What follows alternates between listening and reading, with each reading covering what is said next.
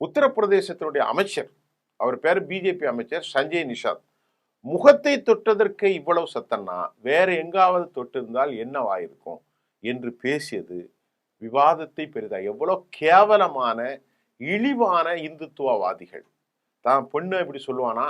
இப்ப எவ்வளவு கேவலமான ஆட்கள் பாருங்க.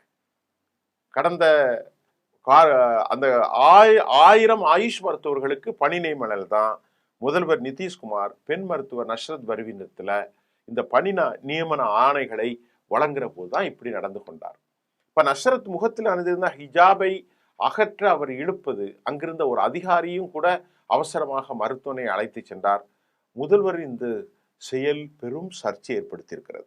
இந்த நிலையில இந்த பெண் மருத்துவர் இப்பொழுது அவர் பணிக்கு சேரவில்லை என்றும் அரசு திப்பி கல்லூரி மற்றும் மருத்துவமனையின் முதல்வர் மஹ்பூஷர் ரஹ்மான் தெரிவித்தார்.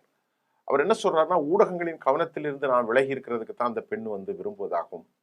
அந்த மருத்துவமனையில் சேர்வதா வேண்டாமா என்பது குறித்து நான் மறுபரிசீலனை செய்ய போறேன் என்றும் அவரது குடும்பத்தினர் தெரிவித்திருக்கிறார்கள். பணியில் சேருவதற்கான காலக்கெடு நேற்றோடு முடிஞ்சு போச்சு, டைம் முடிஞ்சது. சிறப்பு வழக்காக கருதி அரசு ஒருவேளை அவகாசத்தை நீட்டிக்கலாம். அது பீகார் அரசு. இதுக்கு இடையில முஸ்லிமாக பிறந்து ஹிந்துத்துவாதியாக மாறிப்போன பீகார் ஆளுநர் ஆரிஃப் முகமது கான், முன்னாள் அவர் காங்கிரஸ் கட்சியில் இருந்தவர், ஒரு பயங்கரமான ஒரு தீவிர ஹிந்துத்துவ ஆசாமி. அவர் எங்கன்னா கேரளாவிலையும் அவர் இருந்தார்.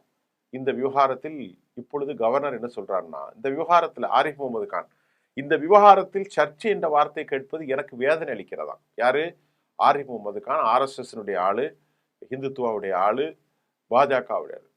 ஒரு தந்தைக்கும் மகளுக்கும் இடையே ஏதான சர்ச்சை இருக்க முடியுமாங்க? நீங்க இதனை என்னவாக மாட்டிட்டீங்க என்று அவர் மாணவிகளை தனது மகள்களாக கருதுகிறார்.